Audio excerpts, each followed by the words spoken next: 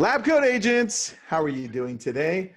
We've got Long Doan out of Minnesota, and it's snowing out there today. And you've got me out of Malibu, and it's raining right here. And All right. you had Dan there shortly. Dan always puts this together to us. Hey, Dan. He's our marketing and communications director. Thank you very, very much. So, Long, let's get right into it, man, because people want to know what our 2020 vision looks like. And I'm going to pass it out to you because you just did a presentation, a really high-level presentation about what you're looking for. Let's go one at a time and we can take turns. I'm going to go to you first. What are you thinking is something that we as agents and brokers need to pay attention to in 2020? Yeah, before we deep dive into that, you and I had many conversations about this, because we talked about it to put this presentation together. And to get people up to speed, we should probably, talk about the leading and the lagging indicator, right? Before we can actually predict or have vision, we need to know what are the things that's happening that would lead to that. That's what we call the leading indicator that will take us to the lagging indicator. And that's why I love having you on, because you slow me down in a good way, Long. There you go. So, one thing I think I like to keep reminding people is that one reason in our industry, in the real estate industry, is we have a really low barrier of entry, okay? Our professionalism standard is so low that a lot of time we're losing out because we're not able to show value. So one of the examples I would like to use, and it looks like you just got your haircut. I just got my haircut recently too. We have a company holiday party tonight. We're gonna have 400 people there. It's gonna be a masquerade party. It's gonna be fun. I just got my haircut not too long ago. And I was looking up, I'm from Minnesota. The average haircut here is about $28, okay? When I was putting together that presentation and I was talking to you, Tristan, I was out in San Francisco for NAR. And I Googled there, and it's like $48, man, to get a haircut out in San Francisco. And they must do something pretty cool and special. They're special scissors. That's right. So I'm cheap, okay? I have a great clip card that I buy. So I only pay $9.99 for my haircut, Wow. But the reason I brought it up is I asked my barber, and in most states, I think the same national, he went to school for 1,500 hours to cut my hair. I mean, that's pretty crazy, right? Yeah. And then every now and then, my wife would say, hey, Long, Michelle, she said, Long, let's go do a manicure and pedicure. Because I'm originally from Vietnam, and she wanted to hear what the Vietnamese ladies are saying, right? Say, come on, honey, come out and pretend you're not Vietnamese so I can hear what they're saying about me. So, of course, I couldn't hold very long, so I usually would talk to them in Vietnamese. But I find out our nail tech has to go to school for 350 hours to do my nails, Wow. And then if you think about it, I don't know about most states, but in Minnesota, 90 hours of classes is what we need, okay? And it's 3 courses. So after course 1, after 30 hours, you take the test and you pass. The last 2 courses are just clicking the time to let the time go through. So it's really 30 hours of classes, all we need to become a real estate agent that we help people with one of the largest financial transactions in their lifetime. Yeah. I think there is an origin of a lot of things that we're going to be talking about, okay? Well, I think we got you beat in California because it's 135 licensing hours. So no. All right, man, and that's 40 hours more than us, but think about it. Not very much. A lot of our industry, right? Appraiser, plumber, electrician, they all have to be apprentices for hours and hours before they can actually go out and do it. So that's probably the biggest thing that would lead to what we're going to be talking about. Also, consumer behavior is changing in every industry, Tristan, including real estate. I mean, the biggest one we all know is Netflix, right? Netflix came in and wiped out Blockbuster. Uber and Lyft pretty much got 80% of all riders that used to be with taxi. 75% of Americans shop online. I have a daughter and a wife. Every day I come home, there's something at the door, right? Mm-hmm. Expedia came in and wiped out pretty much the travel industry. So look at it. People still travel. They still get rides. They still watch movies. They still shop. They just do them differently. Yeah. Well, real estate's the same. With the explosion of information and technology lately, now when you and I show up to help someone buy or sell a home, they know more about the home than we do. Right? They don't need that information from us. They need us for a different role. So their behavior is changing. We need to change as well. And then you got this explosion of technology, which all of the agents out there think that it'll replace us. Well, we're in a people business, man. So relationship, right? Face to face, belly to belly. I don't think technology will ever replace us. I Googled the word and it didn't come up. So I'm gonna say I came up with it. But I call it techmanology. It's a convergence of technology and humanity, right? Together, I like that. Techmanology. Can And it be tick womanology? Tech womanology sounds way better. human, but I'd go with tech womanology. If you can say that, I'll go with that. You know, but what I'm trying to say is that it's a convergence of both. Because one thing that technology could never do in the people business is emotional intelligence, EQ, right? Mm-hmm. These are all the things that we're going to be talking about. The vision that's going to come up is the professionalism standard, emotional intelligence, you know, consumer behavior and technology and all that other good stuff. So I love that, man. And just to bring that all together, what happens is because we're always talking about check out the mindset for our industry, right? They're always saying, oh, this is going to be the Zillow killer, right? Which is already coming out from a point of being very defensive and thinking that Zillow is trying to take away something that we have. And, you know, agents, they have to realize that you and I realize this, but Zillow just happened to be the person or the company, the tech piece that happened to do it. That's it. Now look at Open Door, look at Redfin. It's part of the process of growth. And we have two ways of looking at it. One is with a very finite mindset where you look at it and say, well, geez, I've got to hoard it. It's them against us. Or you could look at it, as Simon Sinek calls it, an infinite mindset, where you can say, this is part of the process. I'm going to use this opportunity with all this technology to differentiate myself on who I am and what I stand for as an agent, right? And that's the part that you were all talking about. That brings it all together, man. So back to you. What are you looking at in 2020 as something that we need to be paying attention to? So I think one big deal that people talk about, you touched on a little bit already, is the iBuyers, right? So everyone think iBuyers is such a big deal, but all iBuyers is just a change in consumer behavior. You know, in many industry, we're already there. I just traded in a different truck for my wife, you know, for Christmas. She wanted another one, you know, happy wife, happy life, right? We went online and we searched out and we found a vehicle we wanted online, just like we do in real estate. So I showed up and of course it's at the dealership. We test drove the vehicle. We liked it and we wanted to buy it. We negotiated and then guess what? We got to get rid of our old car. So what are we supposed to do? We meet someone at the gas station, you know, they bring the money. We got to go to the bank, make sure the fund's good. We got to go through the, you know, the registration place to make sure license, transfer, title. I don't want to do all that stuff. Guess what? I'm willing to take a haircut. You know, I can trade in at 10% below retail, right? But I'm going to do it because I don't want the hassle. So I agreed to trade in. They walked me down the hall, Tristan. I signed a couple pieces of paper. I'm in and out in 30 minutes. That's what iBuyer is trying to do. They're allowing you to trade in your home for another home. And pretty soon, they're going to also do your mortgages for you and your title and your escrow. And that's where I think the industry is going. But don't be scared because their goal is only to do about 8 to 10% of the market share. Okay. Yeah. And only one of every 20 transaction is really a good fit for the iBuyer. So for example, brand new agent getting into our industry is doing about 8 to 10% of the market because all the friends and families, right? Hey, I just got into real estate, use me. And then what happened after their first year is no one buys homes anymore for another 6 to 8 years. That's why they struggle. Well, all iBuyer is going to do is probably compete with the brand new agents. So that's another model. There's a bunch of other models out there that to be aware of, I think, is that the W-2 model. I think you're going to see more and more company doing that. Yeah. The reason being that is you and I, team leader, broker, right? We always want our agent to do better, but it's hard for us to hold them accountable or give them structure because they can always fall back on the ICA. I'm an independent contractor. You can't tell me what to do. And if you go too far over that line, you could get sued for, you know, for treating them like employees. So I think more and more company will go to W-2 models so that they can require and they can have, you know, guideline of what the agent needs to do, which I think will be good for our industry, which I think will wipe out about half of our agents over the next several years.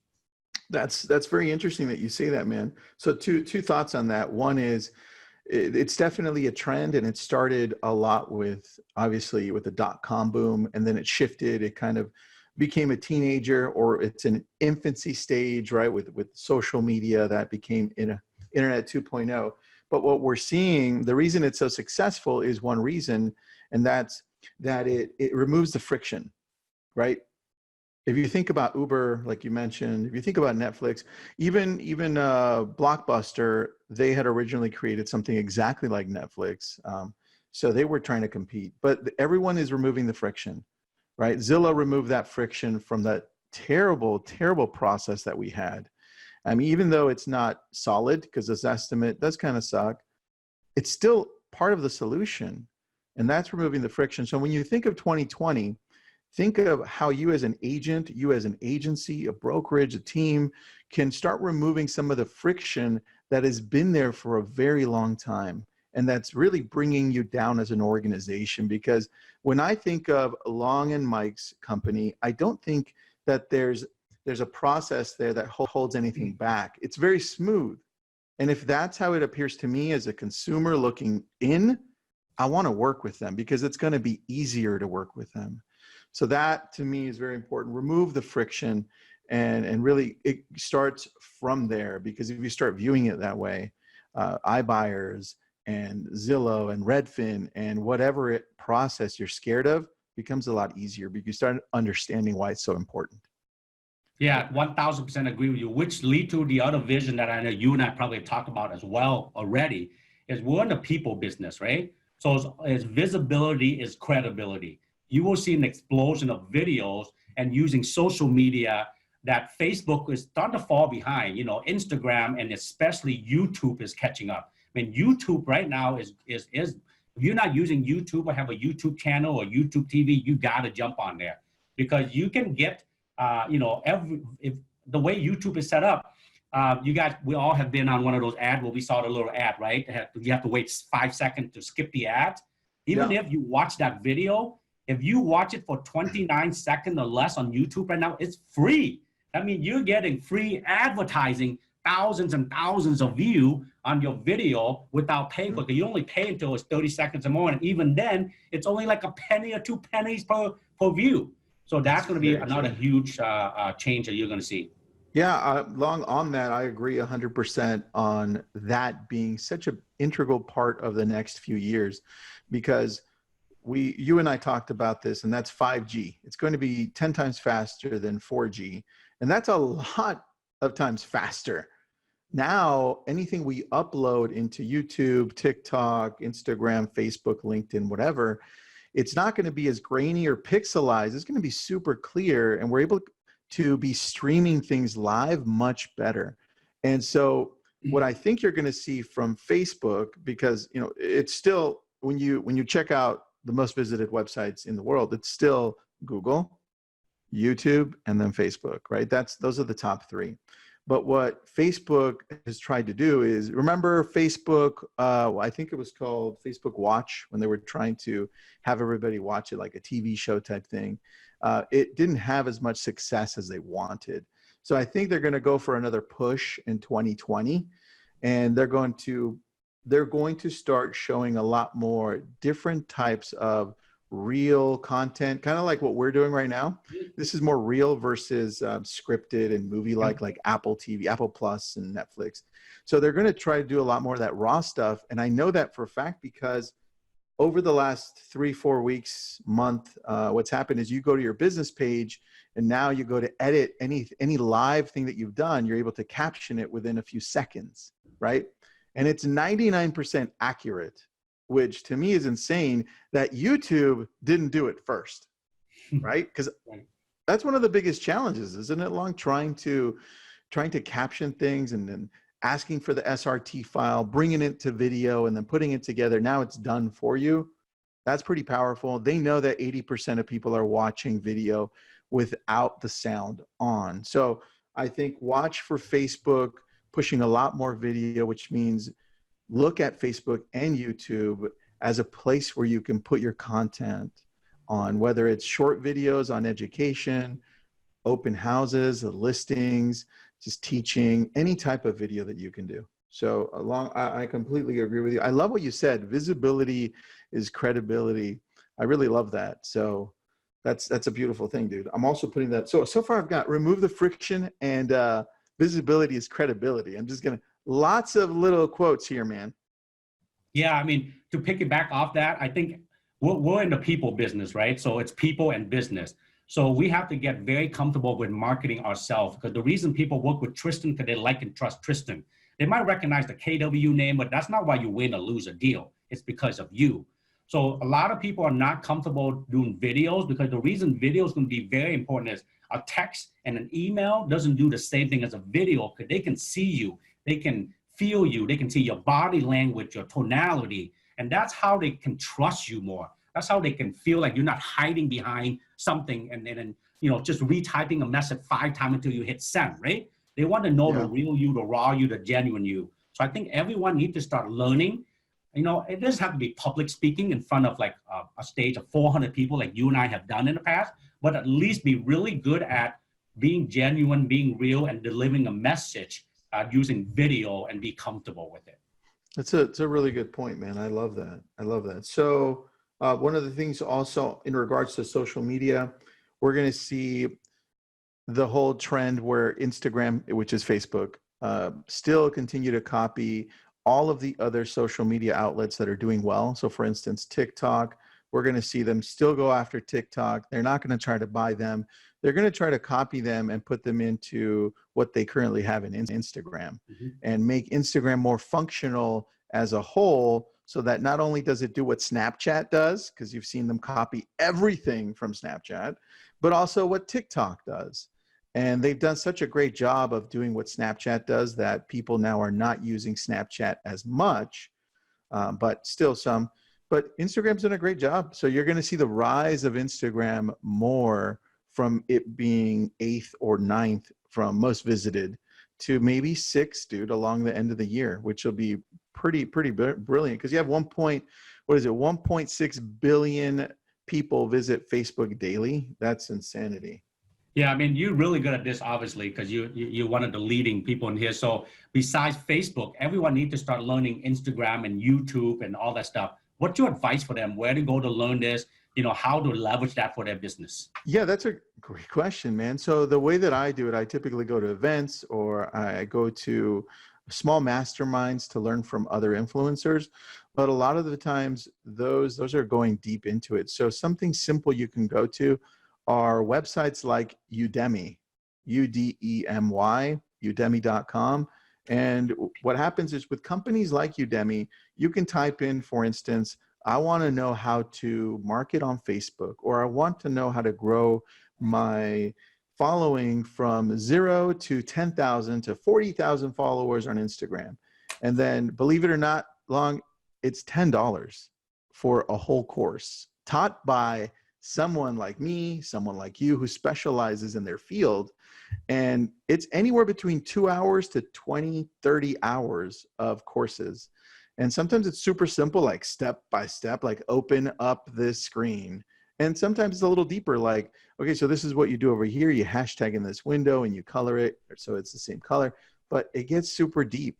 And I think companies like this Udemy, it's pretty amazing. So for those of you listening, it's udemy.com, and they have an app version of this. So I'm always learning from there. I probably listen to one course a week on there. And I do it through things I already know, just in case I missed anything. So anyways, that's my thing on that. VR is going to be big. Every year Facebook is always pushing VR. I still envision a time in the near future where you and I can put in our Oculus, whatever, Oculus 20,000, and put it on and jump into a world where you and I can be together and mastermind and be inside of the exact same virtual house, right? And then talk to each other, and then where our clients can also use VR to go in fully integrated into a house. When they look and turn around to me, I'll be here guiding them and saying, hey, so yeah, you see this section right here? They had to remodel this section, but it's okay now. So really, really in depth, and that's what Facebook is pushing the boundaries on, but we're still years away from that. Every year they do drop a new Oculus. So I'd like to see the new Oculus that comes out in May 2020.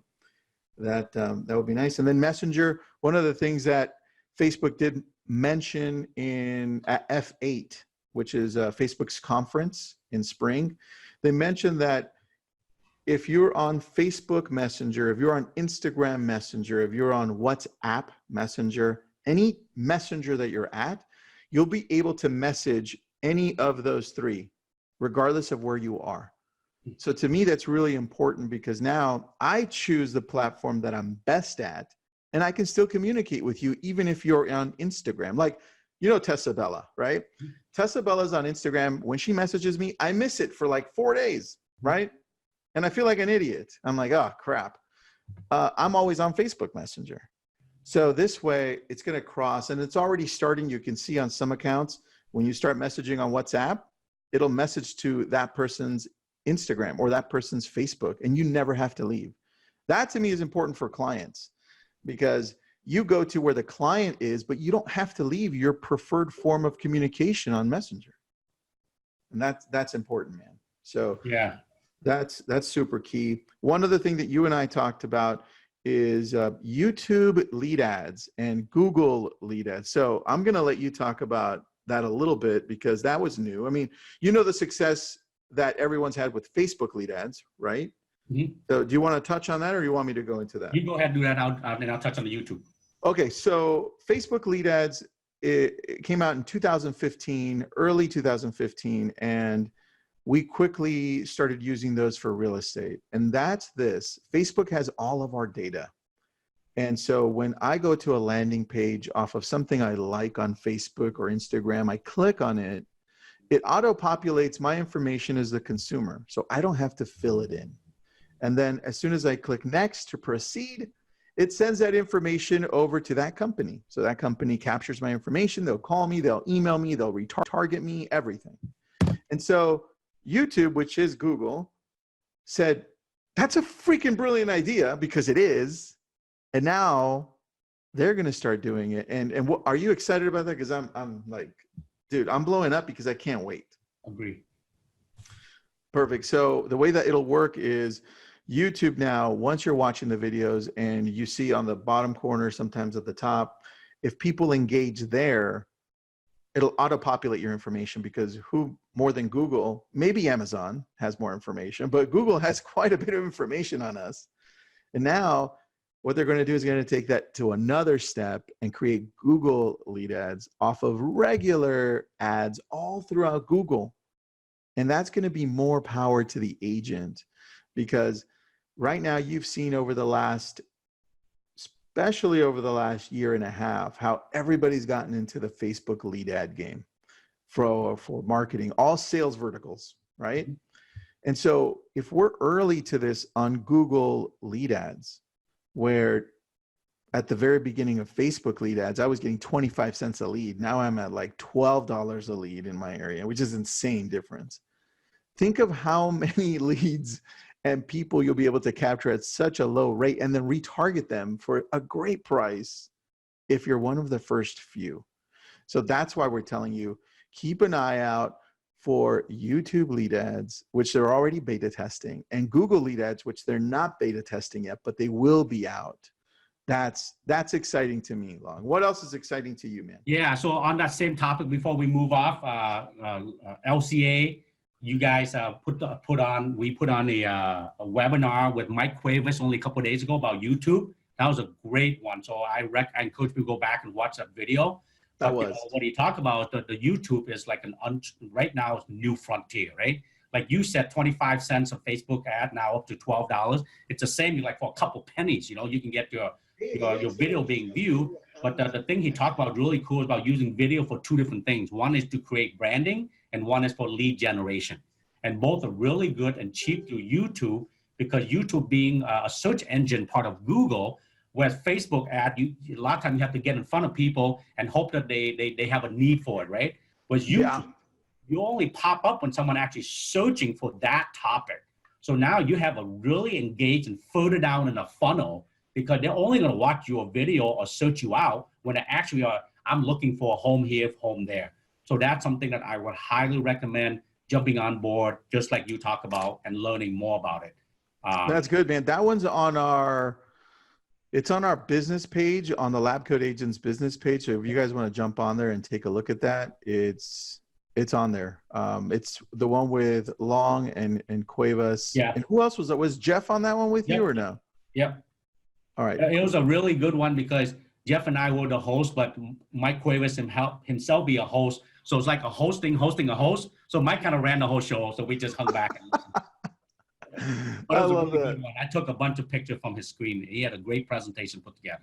The one thing I do want to talk to you about, have your thought on it, is a commission compression. Yeah. What do you think about that? Because I think that's something that we'll have to deal with in 2020 a lot more.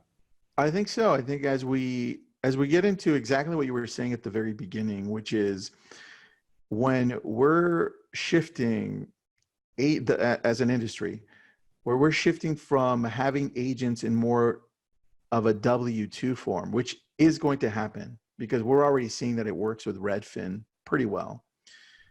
As we see that in the next 5 to 10 years, we're also going to see the amount of commission be compressed because of companies like Zillow, Opendoor, and Redfin, and they're just making it easy, right? What they're doing best is they're removing that friction that we're talking about.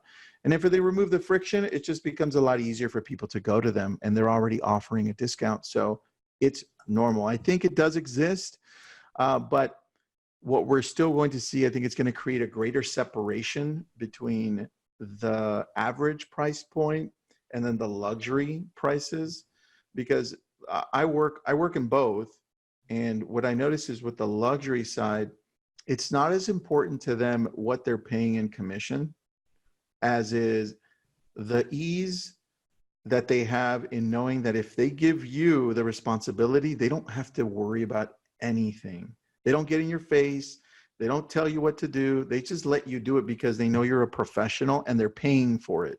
So that differentiation between, I'm just going to call it Macy's and Nordstrom, is going to be even more real in our world, right? And you see the same thing, or do you see it differently? Yeah, because what you're touching on is there are two types of people, Tristan: the do it yourself and the do it for me, right? And a lot of the luxury fall kind of in the do it for me. But you're going to see the do it yourself in the future will start using a lot of technology and go to different company where they do have to do some of the stuff. So they are okay with the friction. They don't need the friction to be removed, but in return, they're paying less. So I think that's why you see the commission compression come in, which sometimes does tie to the price point, like you said, and they'll do it for me. You know, this is way complicated. I see value in what you're doing because you do a good job of showing value. That's something that most agents need to get better at, is to show value. A lot of us go around in our presentation, either listing presentation or buyer consultation. All we do is feature dumps on people. You know, this is all the thing I provide. You do a good job is show the benefits. With all of the thing here, because of what we do, this is how it's going to affect you. You know, we're going to sell your house faster. We're going to get the most amount of money for you with the least amount of hassle. So you have to do a better job of selling benefits versus feature, and then also selling net versus gross.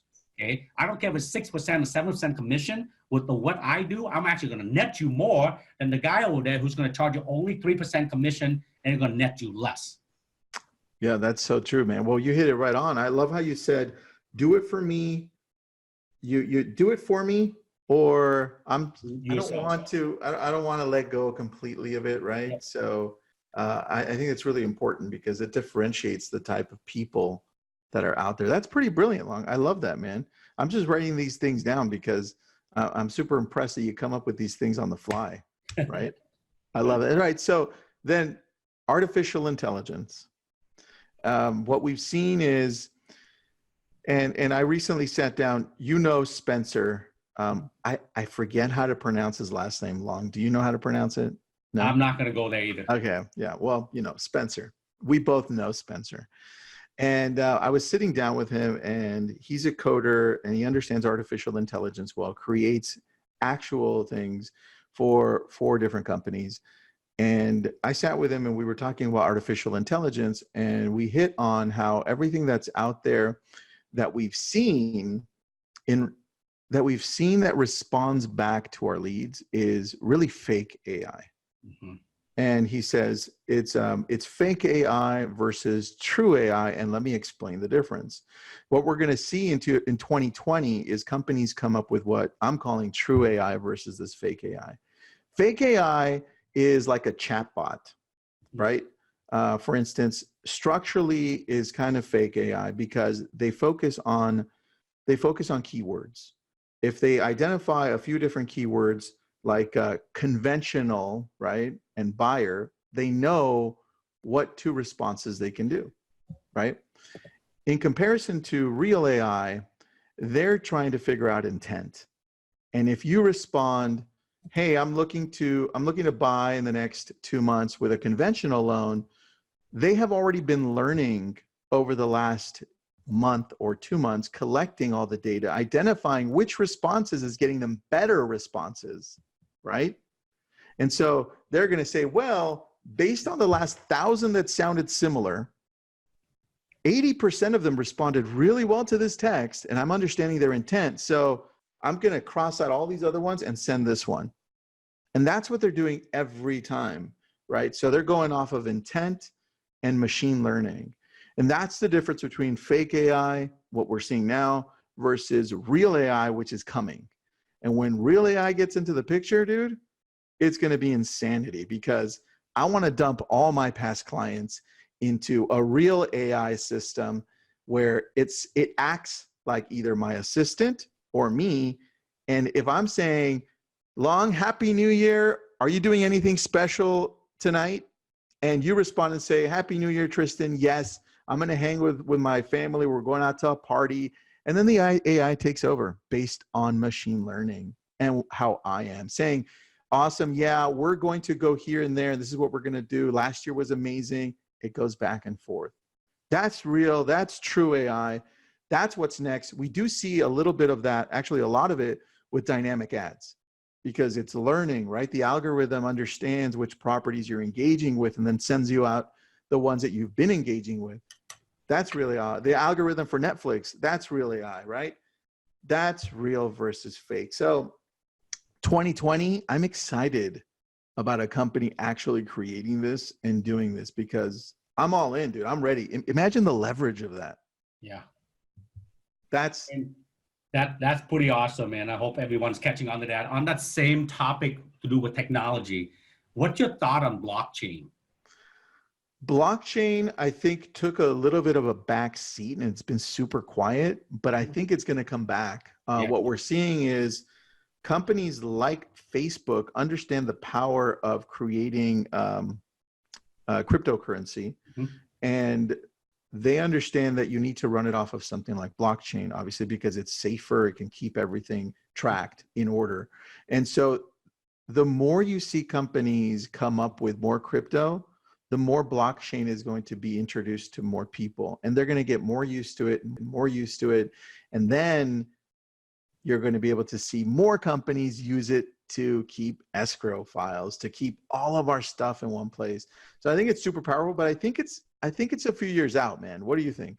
Yeah, so I agree with you. I don't know it'll come out late next year, but it's starting to build, because at the end of the day, it's a pivot, right? You go from centralized technology like Zillow, Realtor.com, even KW, Command, Kelly Command, go to blockchain, which is decentralized.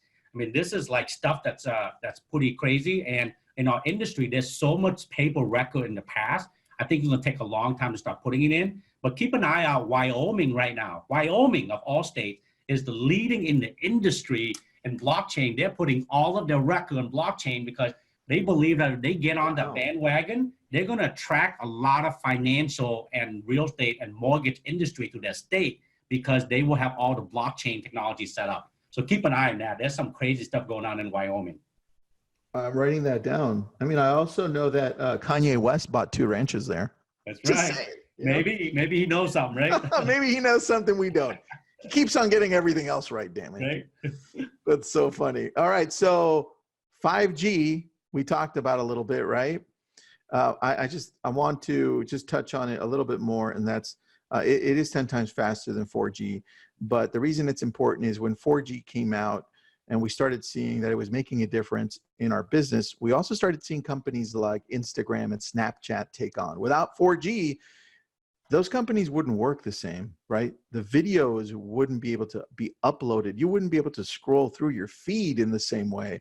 And we wouldn't then in turn be able to have an actual feed running off of pure video like we do on TikTok.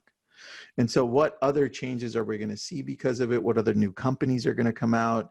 I don't know, but it's something to keep an eye on, because 2, 3, 4 years from now, when it's fully running in the main cities of the world, it could do some amazing things, man. I don't know what they are. I just know that something good's going to happen. And if I keep my eye on it. I think we'll stop writing text and email, and we'll probably go to more apps like Marco Polo. I mean, pretty soon you're just going to be, you want to say something, you're just going to pick up a phone and do a quick video right now, because that's how we'll communicate.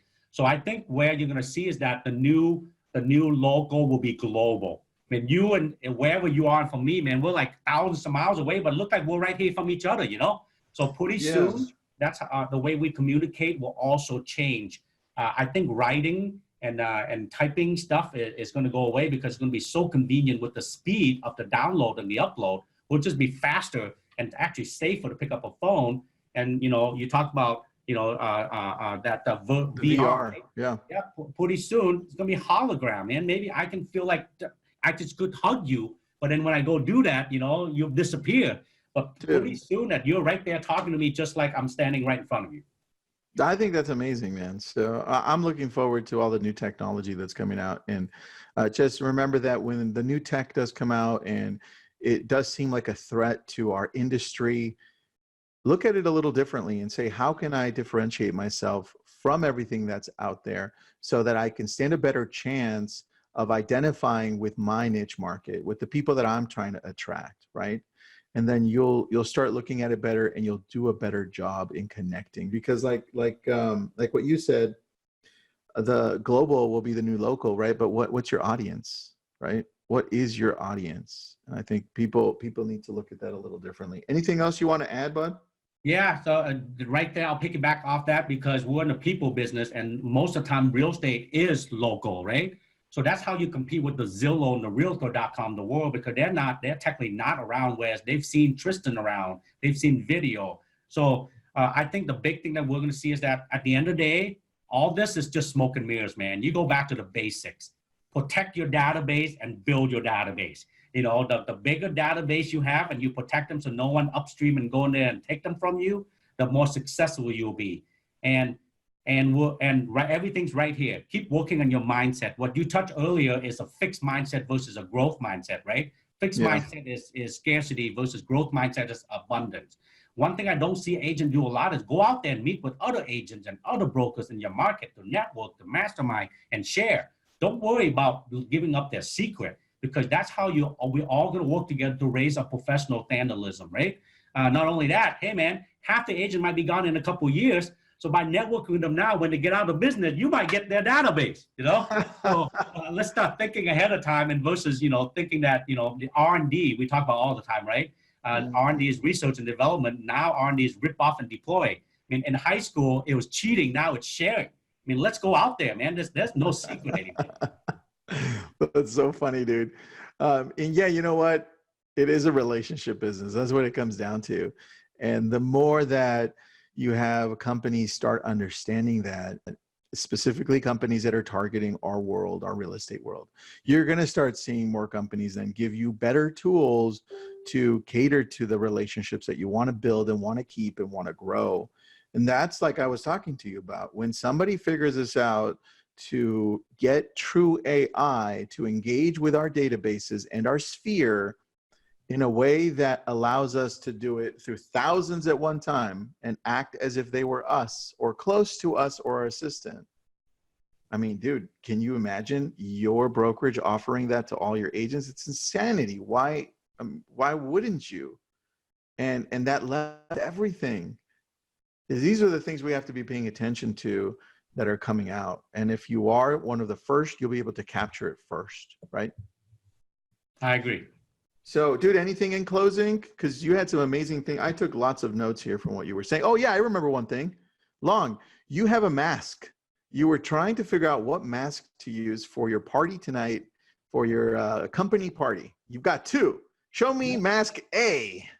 All right. So tonight, Mike and I, Mike Bernier, we have a company holiday party. We have about 400 people there. Every year we have a theme. Last year was a 1920 Great Gatsby. This year it's a masquerade party. So this is my B. It's not my favorite, but I'll see what you think. Of course, picture this with my tuxedo, okay? I got like, the nice tux with the bow tie and all that good stuff. So, Dude, you look like Zorro. yep, it's not my favorite. love This it. one, I like this one better. What do you think? Oh, 100%, dude. That All right. matte finish I'm going with wins. this one. That's the best one. And Dan Murray liked it, so. Yeah, Chris thought the other one was more Green Hornet. So you're right. Maybe I'll go with this one. That one looks awesome. Chris said Green Hornet. Number 2. Everybody's saying number 2, buddy. So you got a winner there. All right. Thank you. Thanks, Long. I appreciate it, man. Thanks for taking the time and have an awesome night tonight. All right, bud. Thank you. Bye-bye. Thanks.